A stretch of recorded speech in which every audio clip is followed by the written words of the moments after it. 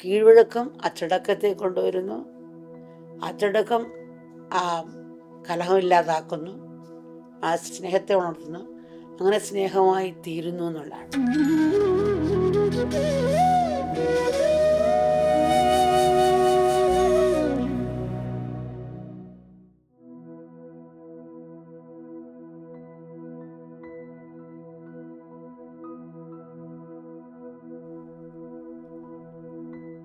ജീവിതത്തിൽ നമുക്ക്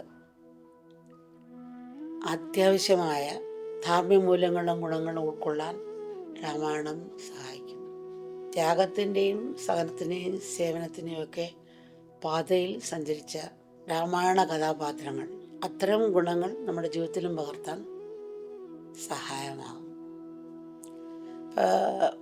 ഭരതൻ്റെ എടുത്തു കഴിഞ്ഞാൽ ആ വിനയൻ ദാസൻ എന്നുള്ള ഭാവം അവിടെ നിന്നാണ് എല്ലാം ചെയ്യിക്കുന്നത്.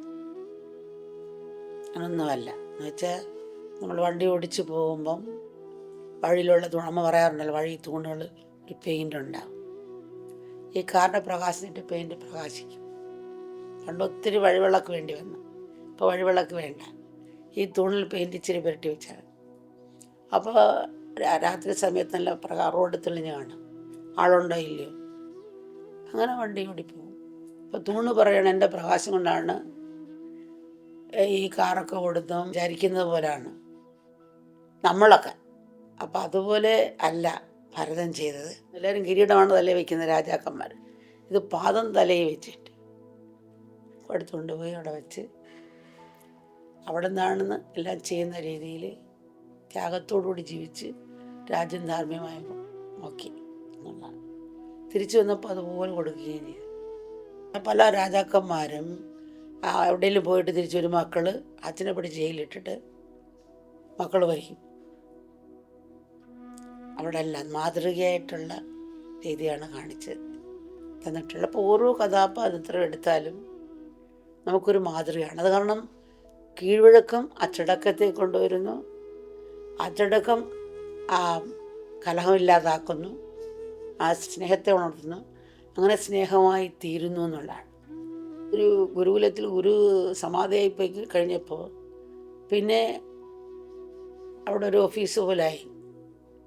കാരണം പരസ്പരം സ്നേഹമില്ല, തൻ്റെ ഡ്യൂട്ടി എന്തോ ശവിക്കപ്പെട്ട പോലെ.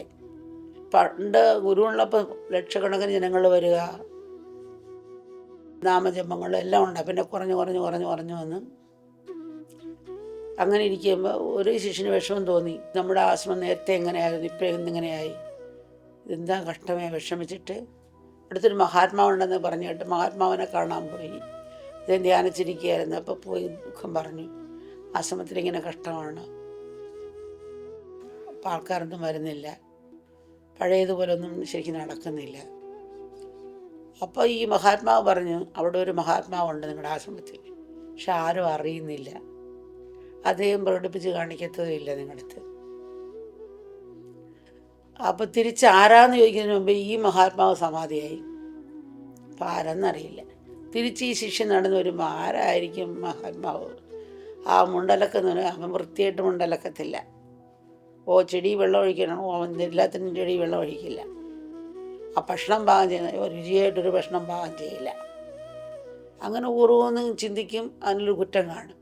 അങ്ങനെ കുറ്റം കണ്ട് ഇങ്ങനെ ചിന്തിക്കുകയാണ്, ആരായിരിക്കും?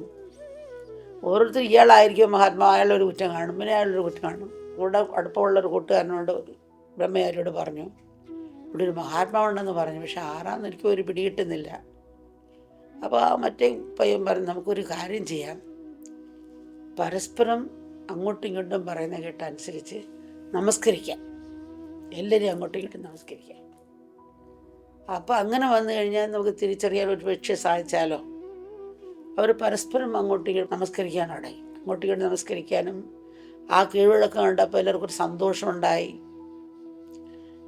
അവരിൽ കർമ്മം ചെയ്യാനുള്ള പ്രേരണ കൂടി, ശ്രദ്ധയോടുകൂടി ഭക്തിയോടും ജപധ്യാനം ചെയ്ത് സ്നേഹം മാത്രമായി.